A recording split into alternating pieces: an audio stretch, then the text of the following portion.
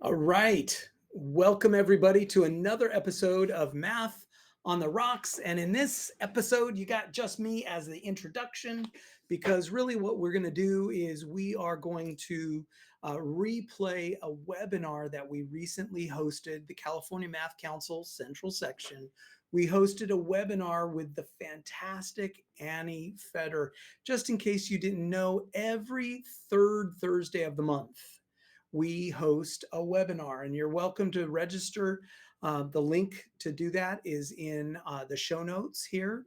And every third Thursday of the month, we just have some wonderful person imparting their wisdom about whatever they see as important in math education. We're going to replay for this episode of Math on the Rocks the webinar that we had with Annie Fetter. Now, who is Annie Fetter? If you have to ask that question, the first thing I'm going to say is get out from under the rock you're living in. No, that's just rude. Just kidding. Annie Fetter in math education is a cultural phenomenon. She how do I put this? Imagine like meeting the person who invented the ballpoint pen, or somebody who the person who invented pants, right? Those ballpoint pens, pants, these things are fundamental to our culture. They're just they're in the DNA of our culture. Ballpoint pens and pants, and we can't imagine life without them. So Annie Fetter and her team back in the day, they designed a protocol or a routine called Notice and Wonder. And nowadays we know that Notice and Wonder is in everywhere. It's in every subject. People talk about it all the time. It's no longer just a math phenomenon. It is part of like American instructional culture as who we are. And that is who Annie Fetter is. She was involved in creating the Notice and Wonder routine. Now, for this episode, for this webinar, she does refer to Notice and Wonder, but really her point on this webinar is how to make sense making, as opposed to just answer getting, how to make sense making at the core of your instruction. And of course, it begins and involves with something as simple as doing the Notice and Wonder routine before students are then sent off to work on a task. But she shares a ton of her nuggets of knowledge over the decades of her being a teacher leader in this country. So we hope you enjoy this episode of Math on the Rocks, this webinar. Our next episode of Math on the Rocks will indeed be Cole and Scott and I getting together to talk about whatever rocky topics pops off on our brain. But right now, enjoy Annie Fetter. All right, folks, we're going to get started. My name is Duane Habecker. I am the president of California Math Council Central Section, and we have Cole. He's a little under the weather, so I'm going to give him first dibs. Cole, do you want to introduce yourself? Hey everybody, Cole Sampson, president-elect for the Central Section. Before we get to the highly esteemed Annie Fetter, I need to thank our partners. Cole and I are amongst, and then we saw, of course, we had Tammy, we had Kelly, who are here from county offices. We have Vicky, who's here from the county office. And so we want to take a moment to thank the county offices of that central section area in California, who all chimed in and said they were going to participate in some way in helping mobilize this information. We want to thank all of our county offices because, they didn't have to participate, and they are. And so thank you to our county office partners. It's time for me to introduce Annie Fetter. About 117 years ago, when I was a new teacher and I needed resources, I needed things to go to. Where did I go? I would go to the Math Forum, and where invariably I would have my eyes open to a new way of thinking about math and teaching math. Annie is instrumental in that world.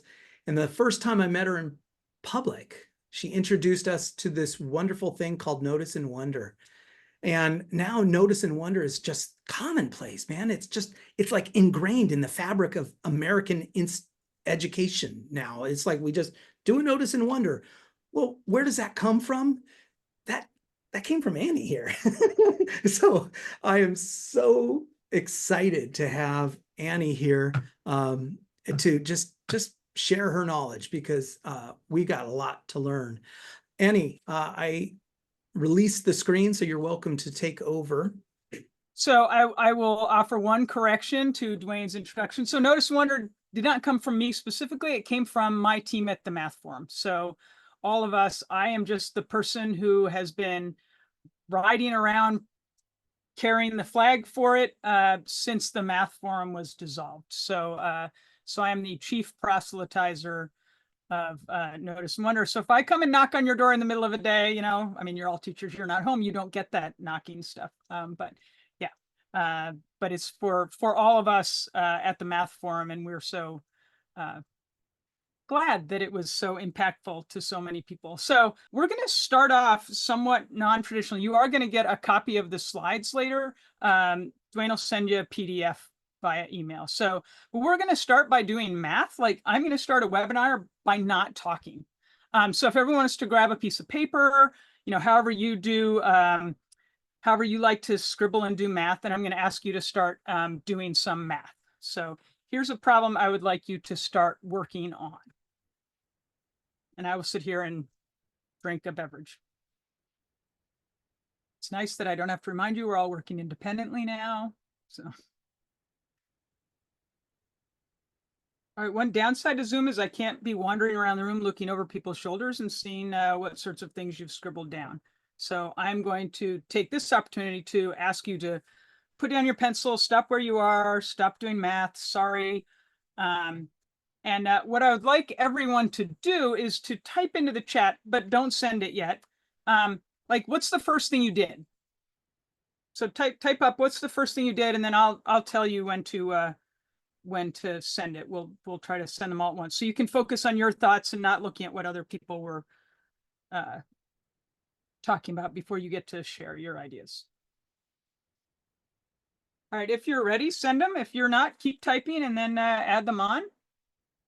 Okay, I see some dimensions. Lots of people drew a picture, wrote important things down. A couple people sort of did some version of converting it to 4-inch tiles. People mentioned they read it. That's true. So, so the people who read it and probably drew the picture, I'm thinking that you probably drew the picture after thinking a little bit. For the most part, many of the things that you all named as the thing you did first, you're lying. Right. So that it's not the thing you did first. It's like the thing you did 20th.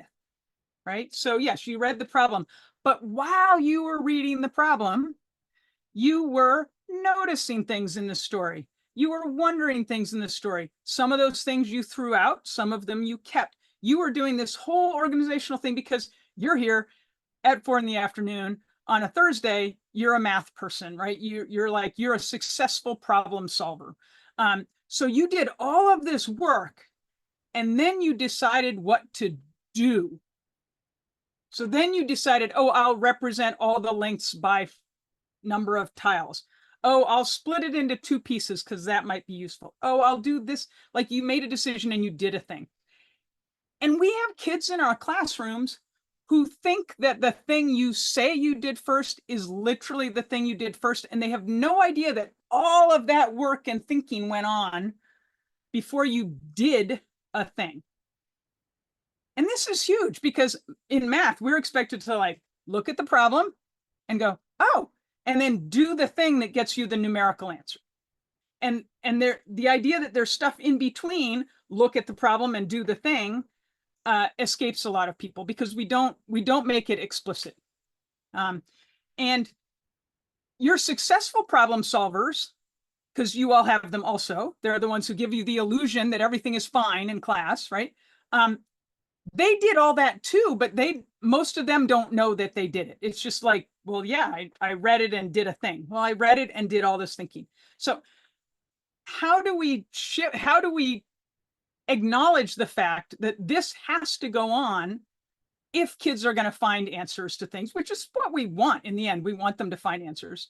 But how do we change what we do to make sure that this happens for everyone and that everyone knows it's a thing? So once upon a time, I was going to be guest teacher in an 8th grade classroom. I had the teacher in PD, but I'd never been in her classroom before. She was a science teacher who had to teach us second year math and was not very happy about it. So I was talking to her on the phone. This was before email was available to the masses. And she said, well, could you do problem solving? And I was like, yeah, that narrows things down. And she said, okay, she didn't care what I did. I picked this problem because there was a grade 8 standard in New Jersey at the time. I'm on the other end of the country. As often as many of you see me in California, I do not live there, though I have family there. One of their things was take a shape like this and split it into 2 rectangles to make it easy to find the area. And I was like, I can pretend we're using that standard. It's not really what we're talking about today. It's not the point. But she also said, now, just so you know, these are our lowest 8th graders. So don't expect too much. I was like, okay, I got you. We're good. So I walked in the room and, introduced, and I said, okay, this is Teresa's bathroom floor. On your piece of paper that's on your desk, write down everything you notice about her floor. Now, you guys all did that. I would like you to now type those things into the chat. What do you notice about her floor? And you might have wondered some things too. So you can go ahead and share those too. Just send them whenever you're ready. Some will be short, some will be long. Everyone can discipline themselves to actually type their ideas in and not get so caught up in the chat they ignore everything else. So what do you notice and wonder about Teresa's bathroom floor? All right, keep adding things you want, but I'm going to show you the list of things that these kids who aren't good at math generated. And you might notice and wonder about their list as you continue adding your noticings. Yeah, and when we gathered everything on the board, there were a couple of things on the list that I wondered if everyone in the room would understand them. And one, Duane, you pointed out that it used to be a square. And I said, hey, who shared that? Could you come up and show us? And they came up and took the marker and like filled in the thing and showed how it was all 60. And then the other one was, you could find the area of the whole thing by making it 2 pieces. And I asked them how they were thinking about that. And they were, they came up and divided it into 2 pieces like that. So, but pretty much they didn't know the story at all. They just had that picture. They came up with all of the sort of important things you're going to need to pay attention to in the picture. And then we ended up reading the problem together, working on the problem. Most of the kids ended up solving it. The teacher was astonished that the kids were doing math and they were really engaged. We had a fire drill in the middle of the period. As someone who visits lots of schools, I have been in an inordinate number of fire drills. I can report out. There's no way you all go through the same proportion of fire drills as I do. But anyway, so they spent the time, because it was their task, figuring out what was going on with the picture, instead of trying to find answers to something or trying to read something that, frankly, some of them probably weren't very good at reading, or it certainly didn't have the patience for. Like, it's a horrible problem. I mean, it's just like a solid block of text and nasty. So I want to tell a couple stories. I was supporting some schools, and this was one of the problems on the 3rd grade benchmark test. So are the kids making adequate yearly progress? This was early days of No Child Left Behind. So every 6 weeks, the kids had to take a test, and it's supposed to be useful data. Anyway, so you can imagine what like the 2 most popular answers were. And in fact, more kids just took the 2 numbers and added them, which if you teach 3rd or 2nd or 4th or maybe even middle school, that should not surprise you at all that some of the kids just did that. And I'd seen this happen many, many, many times, but I really thought of this as like, oh, why? Like, why does that happen? Another time I was in a 10th grade class, integrated math, and they were just learning, they were in the probability chapter, and they were just learning about and or probabilities. So what's the probability of this and this? What's the probability of this or this? And they had the equations all written on the board. And then they had to answer questions like these. Okay, what's the probability? And this book was made when there was still a gender binary. So sorry. And so what's the probability if you pick a kid at random that they wear sunscreen? Okay, so that's, you figure out which, oh, they wear sunscreen and is a boy. Okay, so you figure out which numbers put into your equation and you just, and then the last question was, what's the probability that if you pick up a kid at random, it's a boy or a girl? Remember, we only had gender binary then. And I was working with the kid who I was told was the brightest kid in the class. And she is just sitting there trying so hard to figure out what numbers to put in the OR equation. And I'm like, I'm just going to ask her a couple questions, and she's going to like read the question out loud, and then she's going to go, oh, well, that's a dumb question because it's a boy or a girl. Like it just is. She never went there. I could have asked her questions the rest of the day, and she was so focused on the equation and the numbers in the chart that she could not stop and go like, wait a minute, what's actually going on here? She couldn't do it. It was comical, I have to say. And it's not the only time that's ever happened to me, but oftentimes, you start talking to a kid and they're like, oh, wait, oh, or whoops, just kidding, right? And then they go fix it. And this kid was never going to do that as far as I could tell. So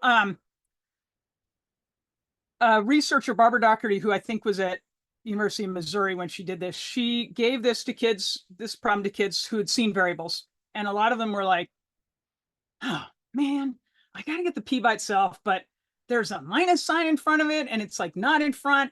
And like, they're kind of freaked out about what to do. And then the same kids were given this and they're like, that is the stupidest question ever. It's obviously 7. Why are you asking me this? And they didn't even recognize, when they saw the variable, they thought I'm supposed to do a mathy thing. I'm not actually supposed to think. And then this was a comment left on Christopher Danielson's blog. Michelle is a teacher also. And her son was struggling to remember 28 divided by 4. And she asked me, how do you think about it? And he's, imagine like a kid, like, Mom, you're not supposed to think about it. You're just supposed to do it. Like, and this is her own kid, and it saddened her to no end of like, her kid doesn't even like think that taking a moment to think in math is worthwhile. This one happened to my husband, as the joke goes in our family. When my husband had 5 kids, that was when he was married to someone else. We have a dog. And so the youngest was in 3rd grade, and my husband was the math teacher at the high school. I'm from rural Vermont. He was teaching in rural New Hampshire. And so he was the only math teacher at the high school. And so the kid dutifully, adds the fractions as one does. And my husband says, that's not actually how you did it. Really, like, and the kid is like, that is how Miss Gray said to do it. Miss Gray's the teacher. That's how you do it. And the kid would not let that go, even though my husband is the math teacher at the high school and clearly probably knows how to add fractions. But the kid was having none of that. That's how you do it. In a big room, we would do show of hands. You could add in the chat if you have read this. Yay. If you haven't read it, you need to. I'm not going to give any spoilers. But there's a moment in the book. There's this kid, Bud, not Buddy. And there's this older gentleman in the book. And there's going to be this big reveal moment. It's kind of like, it's like Who Shot JR? I'm dating myself. But anyway, you've probably all heard of it, even if you aren't old enough. We're going to find out, we finish this chapter, and then when the next chapter starts, we're going to find out how Bud and this older gentleman are related, or if they're related. And so I walked into this 6th grade classroom. I was going to observe math.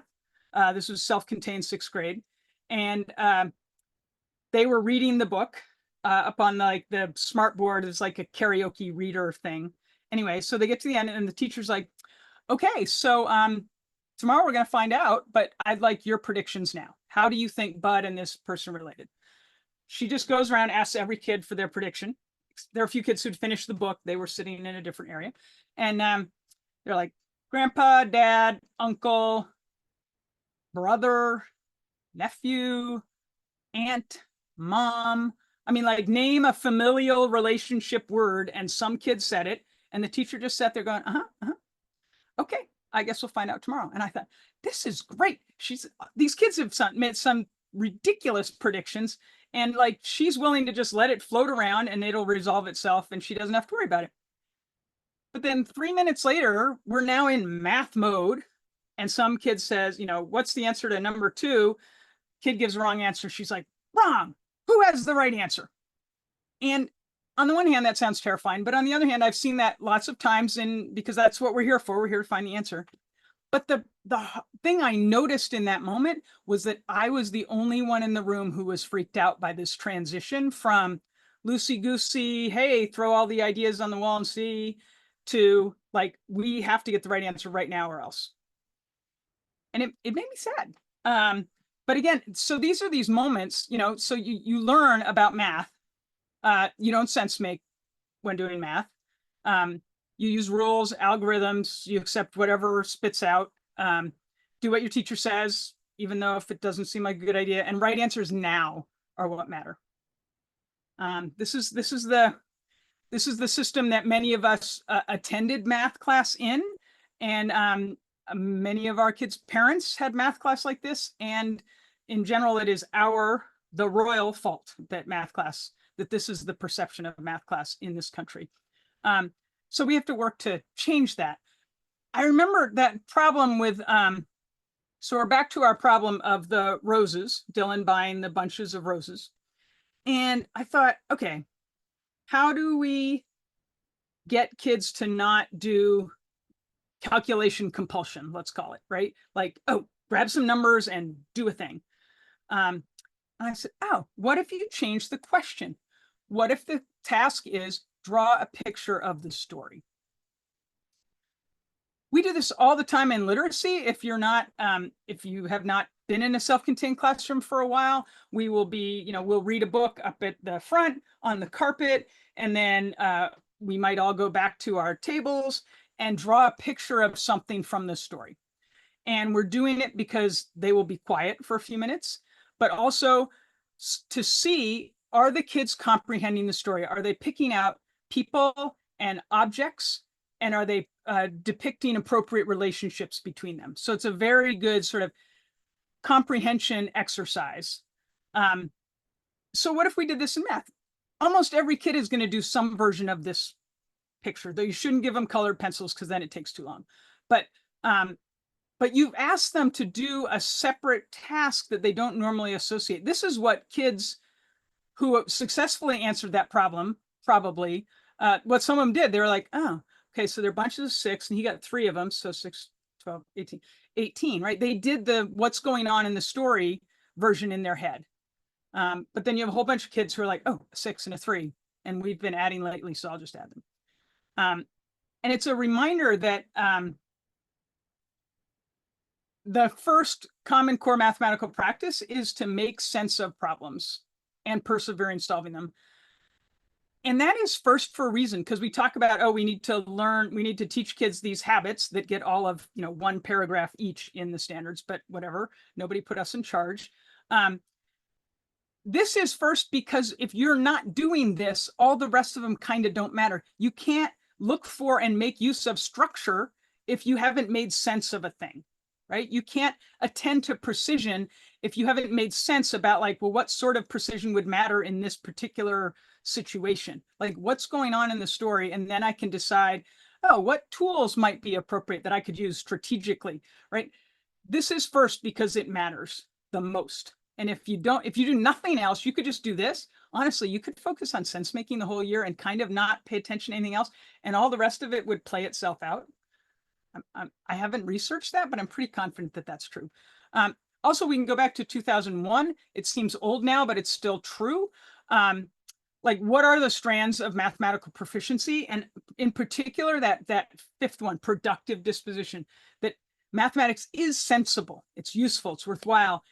And that if I work at it, I can figure it out. But work at it doesn't mean sit there and bang your head against the desk. You have to have tools to tackle something that you don't know how to do right now, right? I mean, that's what problem solving is. It's solving problems you don't know how to get the answer to. A reminder that we teach humans, right? We don't teach 3rd graders. We teach humans, and they're all different. Sometimes they're all really different, and we have to deal with a lot of them all in the same room at the same time. But they all have these wonderful, amazing, sometimes sensible ideas that we don't elicit enough. So, and that's related to sort of what is the goal of teaching. And I was in a meeting a few weeks ago, and we were talking about AI and how Conmigo, this one district we work with, they are doing Conmigo, so they can't do our stuff, which is like, it's the parting of the Red Sea. So that's really not the right thing to throw in there. But and he pointed out, well, is your goal to teach kids to find answers, right? Khan Academy is focused on that. It's pretty good at that. It's as good as we can be at that. We've been doing this for years in schools. It turns out it's really hard to teach kids to find answers if that's your sole goal. Because we teach it through memorization and procedure, and those are hard. Some kids can do it. Mostly, no. Or are we trying to help kids develop as mathematical thinkers? Right? So that's the work that I've always done, is that's what we're interested in. They'll end up getting answers, but we're really interested in that part. And how do we help kids think about the fact that they are mathematical thinkers? There are certainly bits in your framework that consider the fact that kids are humans and they bring their whole selves, and we need to be much more equitable in the ways in which we engage them in mathematics class so that they all have an opportunity to bring their whole selves and develop themselves as mathematical thinkers. So I really thank my colleague Steve because instead of saying something like, oh, Khan Academy is bad, it's not bad. It's doing a different thing. And I think and that really helps me value things differently. Some things are really good at things that I'm not interested in. So, and that's cool. So this is for the win for me. So, all right. So one way that we could do this, we could help kids become mathematical thinkers, is we could ask them to do things like draw a picture of the story. So what else could we do? To be fair, the rest of this is going to go fast, parts of it, because I think that's okay, that we're not going to take time to dig into the math of every problem. You'll get the PDF, you'll have them, it'll all work out. So, so one way to switch from answer getting to sense making. Sense making does lead to answer getting, but it's a longer path, but it's a lot more efficient because you don't have to do 3 weeks of review before the test. So one, just don't have a question. If you don't have a question, then they can't find the answer. Here's a first grade thing. Apple juice costs 50 cents. The juice machine does this. Have the kids tell their elbow partner something about the story, like you're focused on the story. And this is a sort of problem that you could use K through 6, right? So I don't know when you learn about quarters, maybe first grade. But anyway, so, younger kids, it's like, what's a way to buy apple juice? It would be where you might go in the end. Middle of the, let's say this machine doesn't do change. I don't know. Middle of the road is like, what are several ways to make apple juice? And then in the upper grades, it's like, what are all the possible ways to buy apple juice? That's really hard. And that's super mathematical. And it doesn't have, it's, you're not talking about how much are quarters, dimes, and nickels, and can you add them? You're talking about, can you organize your thinking in a way that shows you found all the ways? Really important and fun, kind of compelling once you get into it. I mean, I love tree diagrams. I don't know about the rest of you, but I will draw a tree diagram for something that is way too complicated. It's just something very pleasing about it. Tell me something in the chat that you notice about this. Duane, I love your word used. They were used, hacked up into bits. Big agricultural state, different kinds of apples even. Okay, I'm going to move along. So here's a graph. So we worked with the school district. This was the same where the and/or probability sunscreen problem came from. It started each unit in the book as integrated curriculum by saying, think about this situation. And it would give you something like this picture. And then on the facing page, it would tell you what to think about the situation. We were like, that's kind of like taking the drama away. Like, so how about if you just put this up on the board and you have them notice and wonder about it. And then you look what's in the book and see, like, how'd we do? Did we think of the things that they think are important? And I was in rooms where they were like, look at all the math we came up with. They're like, we're killing this notice wonder thing, and they could do anything. But here I might ask kids to actually, make a T-chart, write down things that you notice and wonder about it, and then we'll review them as a class. Here's a tweet that just that happened, I guess now it's 2 springs ago. That's amazing. Like, someone's fellow teacher tried notice and wonder for the first time, and it was great. Like, yay. I'm sure many of you may remember doing it for the first time and going like, whoa, I got work to do now, because there's all these ideas that I have to manage. And that's a whole nother conversation.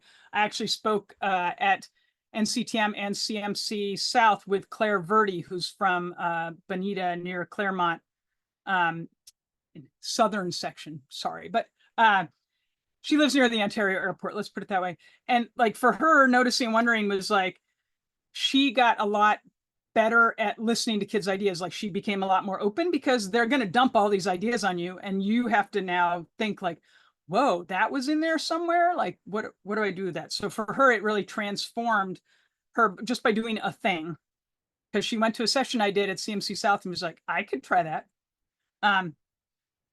Here's one that my friend Tina Cardone did as a Foundations to Algebra class. And traditionally this was a graph, and it was on a worksheet, and she'd hand it out. And this one year she decided, oh, I'm just going to give them the picture. We're going to notice and wonder about the picture, and then I'll hand out the worksheet. And what happened was, she didn't have to answer as many questions. You all know the thing. You hand out some stuff. You say, all right, everybody get to work. Some kids already got their hand up, and it's like, what? I need help with number 1. It's like, have you done any? And if you sit and talk to them, they can actually reason out number 1, but they don't have like the discipline to be like, okay, I'm going to cover up the questions, and I'm going to go look at this picture for 3 minutes until I feel like I'm done, and then I'll try to answer the questions. Successful problem solvers are doing that. Kids who are looking for answers, read number 1, try to look at the picture and quickly find the answer to number 1. And if it requires any thinking, they're not going to find it because it's not there. They have to do some thinking.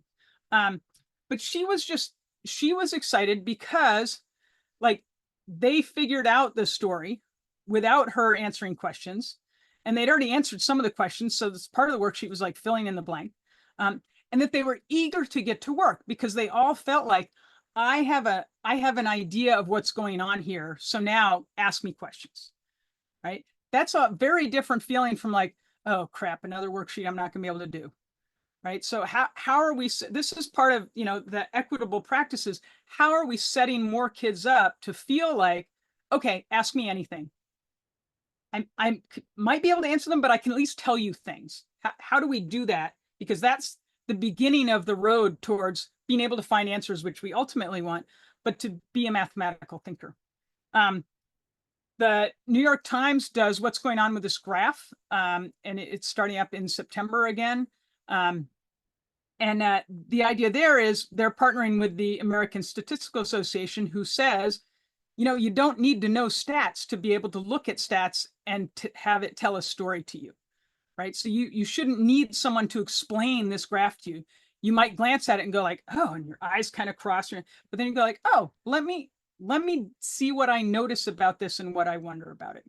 And in fact, the woman who runs this, Sharon Hesney, came to a session that I did, and was so taken by notice and wonder that in the New York Times Learning Network, the first 2 questions that they ask are, what do you notice and what do you wonder about the graph, right? So it's so fundamental, because that's how they want people to engage in statistical thinking. They don't need you to take stats. They don't need you to know a bunch of things. They need you to look carefully and engage your brain. And by noticing and wondering, you're doing that explicitly. You're making that an explicit part of what are we doing. And you'll notice on the, there's no question there. The question is what's going on with this graph, but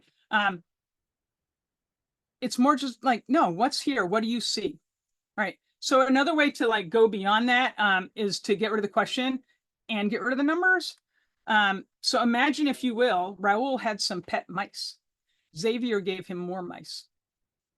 You have a little movie starting in your head. I don't know how many mice you have. I don't know where Raoul keeps his mice. I don't know if it's a little creepy crawly to you, or how you feel about rodents in general, but you have a thing going on. And then Xavier actually gave him 3 more mice. Oh, your movie's taking a shape now, right? Oh, he had some pet mice. He gave him 3 more mice. Now Raoul has 8 mice. Oh, everything's coming into focus. Whereas traditionally we would just ask this, we dump the whole story on there, and kids would be like, so 3 and an 8, 11, right? So by pacing through it, you help kids develop the ability to, well, not to get in touch with the ability they already have to figure out what's going on in a story. They just don't know they're supposed to be using that muscle in math class. My friend Steve Weimer, who said the answers versus mathematical thinking thing, he also said one day, like, noticing and wondering is what you do when you don't know what to do. Like, if you know what to do, you don't need to notice and wonder. You probably already did, but you don't need to be explicitly write things down. Do what you know how to do, and then stop and go like, okay, I'm stuck. Now I will notice and wonder until you know a thing to do. Then you do that thing, and then you stop and notice and wondering. So it's what you do when you don't know what to do. I thought that's really, it's handy to think of that as a tool. Here's some stories in this class. They replace all the numbers with words like some or I don't know. I can't see under the Post-its to see what the other words are. I think of this as like a math Mad Lib. Then over those words, they just put some numbers. So that's why you have a carton of eggs that weighs 24 pounds, which is little, those are big eggs. Ostriches, maybe? I don't know. Anyway, so they've already figured out the whole story. Now they throw some numbers in and it's just a matter of doing the calculations. But you've already focused on what are the elements of the story? What are the relationships between them? Like, what are the values going on here? What can we represent? How are they related to each other? And now numbers are just a detail. It's like, oh, yeah, okay, whatever, right? I did this problem once with some kids and they're like, miss, we can't do anything with this. I'm like, why not? There aren't any numbers. I'm like, well, can you tell me anything about the departments? And they're like, oh, yeah. And they proceeded to tell me everything about how all the sizes were related, but they didn't think of that as math because there were no numbers. So they didn't realize they were doing a thing that was useful. Here's Tina's graph again, but without any numbers on the axes. Like, you don't need numbers to talk. You can talk about tick marks or just visual steepness or whatever. You don't even need words at all. You really just, you need to start a conversation. What can I give kids? How little information can I give kids? And be pretty confident that we will have a conversation about the thing that we're going to end up talking about today. So, you know, you have these things already in your book. Some of you may be using curricula that actually do this, which is handy because then you don't have to make stuff up or alter things.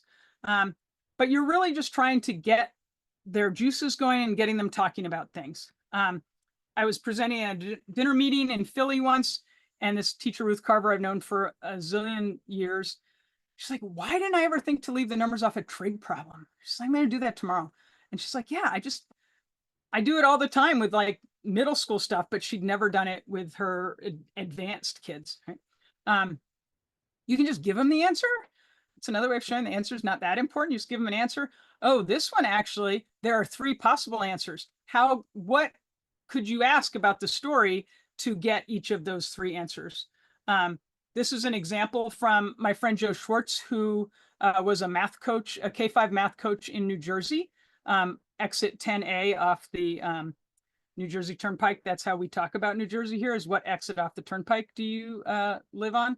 You guys talk about what freeway or what intersection, you know, where the 410 meets the 5, or, you know, we talk about exits off the Jersey Turnpike. So Joe had a really nice, still has a really nice blog about a lot of the work they did to shift their work to being about ideas and getting kids to make sense of things. This is just one example of that. You could ask them about ideas instead of answers. Like, you can just say, tell me something about question number 7.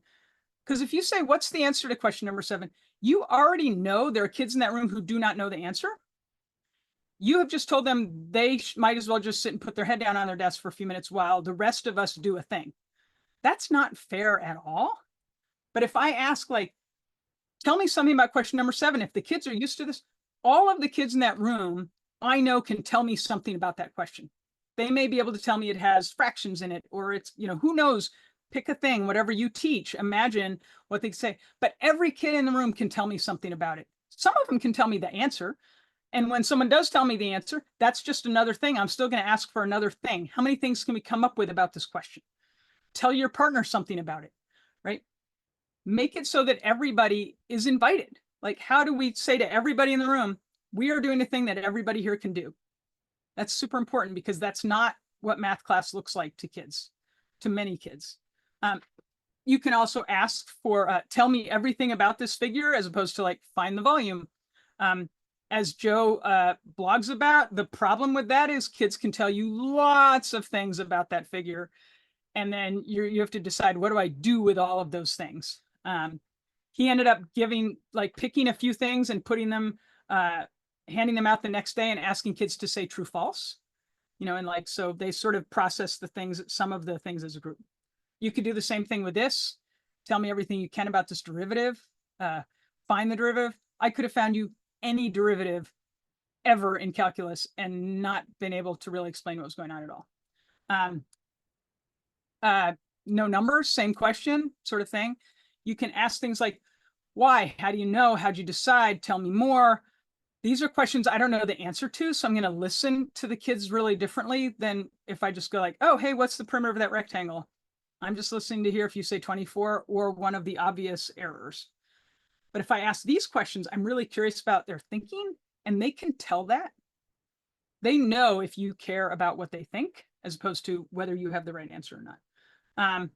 You can actually sort of tape yourself, like turn on your voice recorder on your phone and, give the group something to do and just wander around while you're recording yourself, checking in with the groups. And later that night, pour yourself a drink and listen to the recording and just write down. Don't judge the whole recording. That's horrible, and you shouldn't have to. Write down every question you asked and think about, what sorts of questions was I asking? And just see how that feels to you when you do it. So these are things that we can do to encourage sense making. There are more things that I'm going to go through really quickly. Like, you can just launch by asking for their ideas. So like, here's a page in a 2nd grade book, and you're supposed to like blah, blah, blah, blah, blah. And they're just supposed to parrot back some obvious answers if they're paying any attention at all. Just give them this, right? They can do all of the work that's on the previous page. You as a teacher now have a guide as to what might be important and what you hope they'll talk about, but they can talk about all the stuff. You don't have to say it. Blah, blah, blah, blah, blah. Oh my God, really? No. Tell me something about this. Lots of kids can tell you something about that. Not very many kids can listen to you explain it. It's like the teachers in Peanuts, right? Just keep that teacher in mind. Every time you start to explain something before you ask the kids to think about it, you're that teacher in Peanuts. I loved this tweet by Jessica. She's from Minnesota.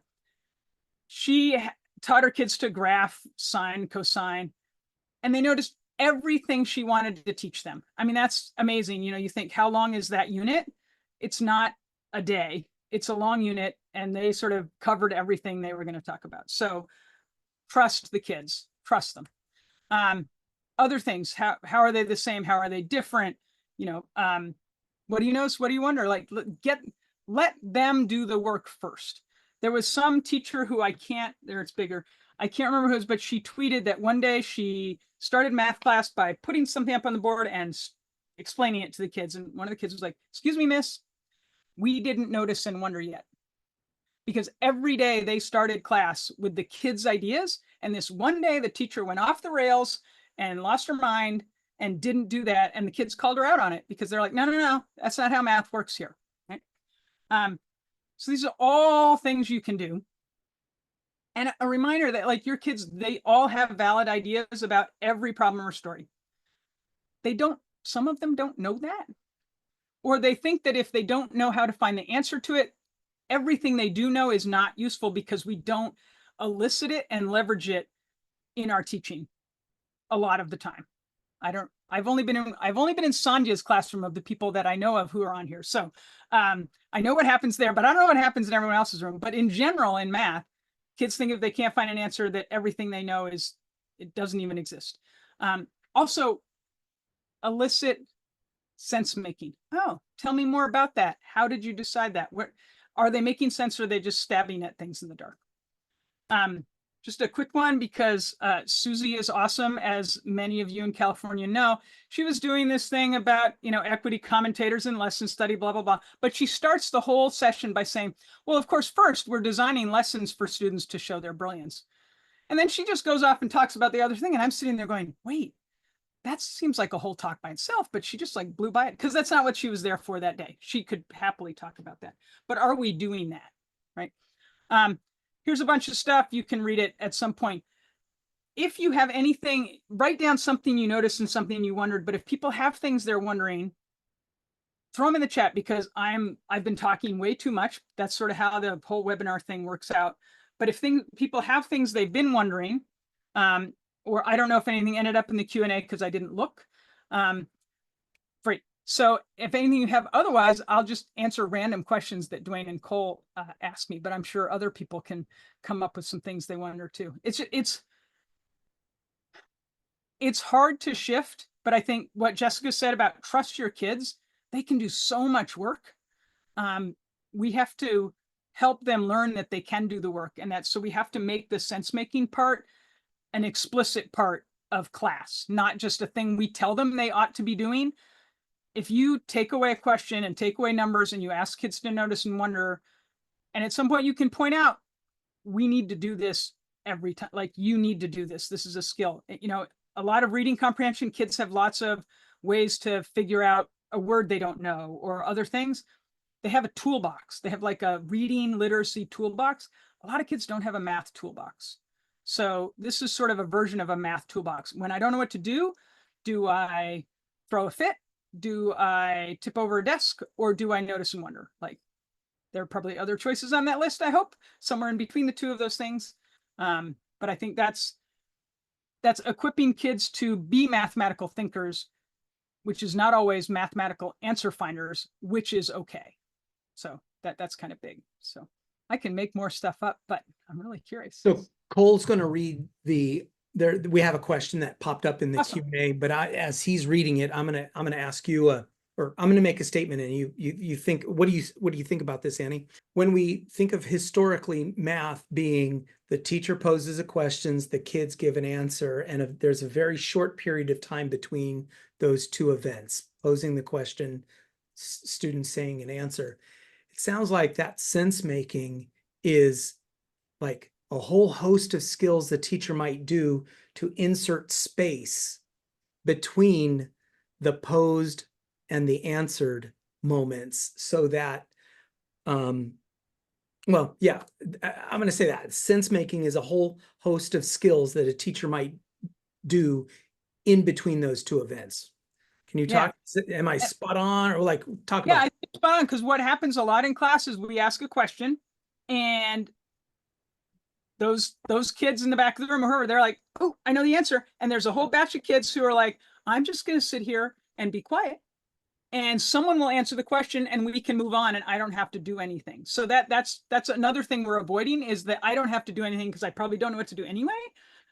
So yeah, you slow down those kids. I've had kids like, I haven't noticed and wonder, and then they're like, oh, we answered everything. And I'm like, you answered what? They're like, well, we answered all our questions. I'm like, great. Can you come up with more things? And they're like, yeah, good. Go at it, because these kids are still trying to write down 3 things, but we're gonna do this until they do. And yeah, I think that's a big thing. You're slowing down the process, and again, making kids feel like, I have time to do this. Like, I can't get an answer for you in 4 seconds, but I can think about it, and we're all going to do that right now. So I will do it. It's amazing that kids, when I'm a guest teacher, people are always saying like, I had no idea that those 4 kids over there knew that much math, right? Because you always go 150 miles an hour and they can't. Doesn't mean they don't know anything. They just can't do that thing that you're doing. So how do we do it? Yeah, it's like we're doing a different thing. We do still want them to answer the things, but we have to do a different thing. Yeah, Cole, what do you got? So the one question is in the chat for the notice. What do you notice? What do you wonder? Should I have covered the question and the quantities? And Maybe.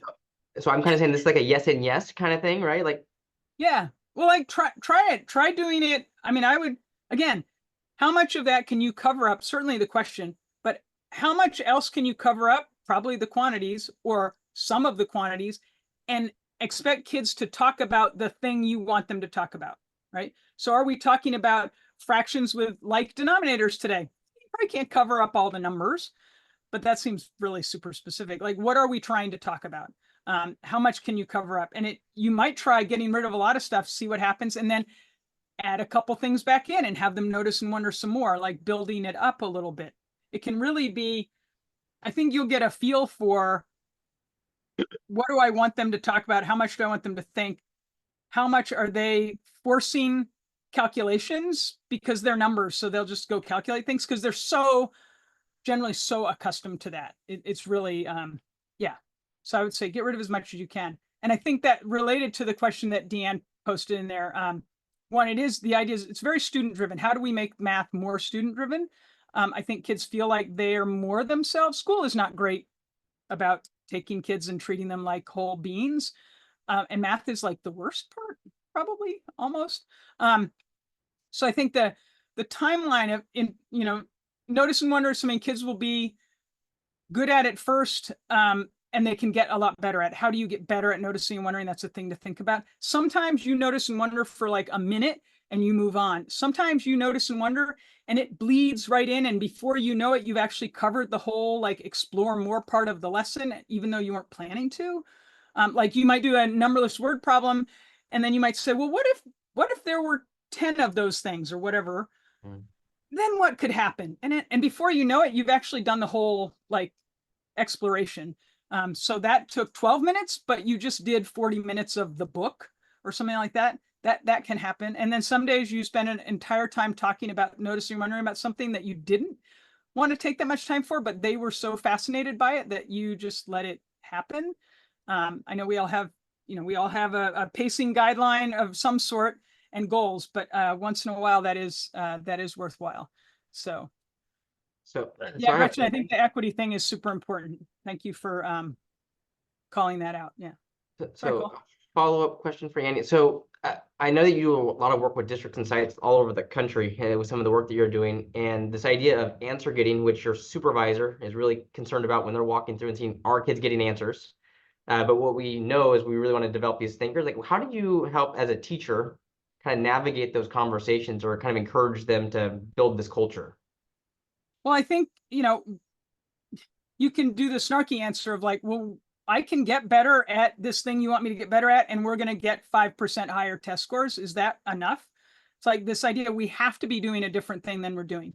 Like we can't get good enough at that thing to solve all of our woes in math. So how do we bring administrators into conversations? It's one reason I like going to and speaking at a conference like NCSM, because you have a lot of administrators there, some of who have been math leaders, but some who want to be a better math instructional leader. And so they're coming and trying to learn what would that even look like. I'm glad that we have math coaches these days in many, or TOSAs. Sorry, I have to remember who I'm talking to, right? Y'all are who I learned TOSA from. And how do we make sure we're having those conversations of what are we looking for? And I think, it's a big reason that a curriculum like illustrative math is helpful, because there's so much support for solid pedagogy and equity. And I mean, things like the math, the reading routines, right? And there's so much support stuff in there. How do you help the whole team of people understand how those things are supporting our math learners? I think that's really, how do you find the one admin person in the building who would like to be a better math supervisor? I was talking with Rob Baer, he's the superintendent of schools in Pittsburgh, and also this is an idea that happened when I was in Chris Lozniak's classroom visiting him in West Hollywood. He they observe each other's classes there, the school he was at. And the way that they do it is they walk in the room, and on the wall by the door, there's a notice wonder chart. And the visiting teacher grabs a notice wonder chart, and they sit down and they stay for however long they can stay. They write down things they notice, and they write down things they wonder. Well, Rob has been doing that with his principals and his observer people, whoever the admins are. They now use notice and wonder as a protocol for observing math class. And then the teacher and the admin, that's a conversation starter. It's not an evaluation. It says, I saw these things happen. This is what it made me think of and wonder and be curious about. Now let's meet 7th period and talk about this thing.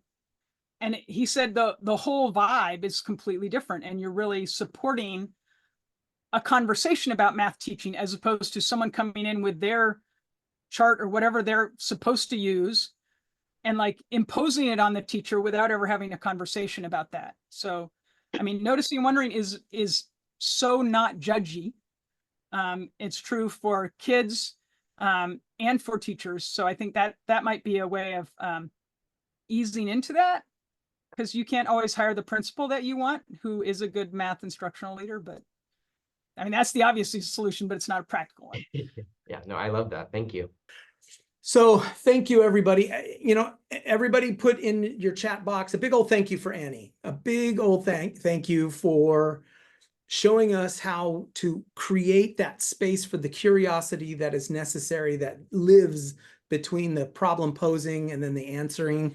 Sense making. It's all about sense making on our journey towards answer getting. A reminder for everybody, we do this virtual webinar. We call it Inspiring Math Minds, a virtual learning series.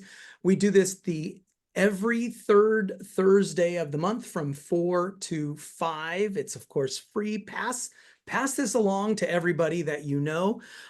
Next time it's going to be Melissa Gilbert, as I recall. Am I correct, Cole? Yeah. Woo! The great Melissa Gilbert. I can't wait for that one. And then Cole and I, along with our colleague Scott Ellingson, we also run the Math on the Rocks podcast. So this webinar will be repeated again on our podcast as well. We have taken a break during the summer, but we post our every other week or so our podcast where we talk about rocky topics of math, and it is a no holds barred conversation that the three of us have. It's available on all your preferred podcast things. Annie, once again, thank you. Everybody, you all have a great rest of your day.